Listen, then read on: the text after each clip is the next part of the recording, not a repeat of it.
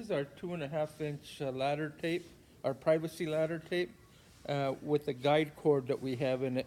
As you can see, the guide cord goes through all the loops that are on the front of the blind or will end up in the front of the blind.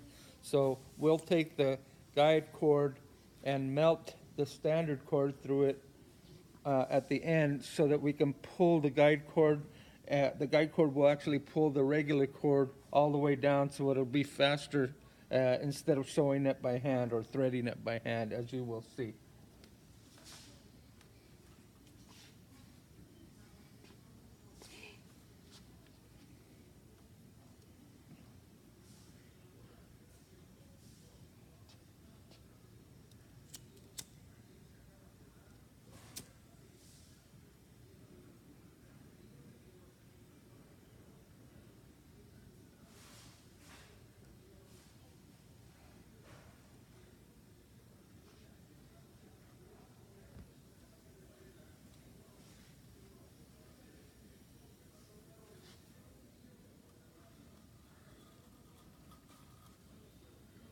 So the guide cord pulled the regular cord through, and then we'll just pull it apart there after it comes through the bottom.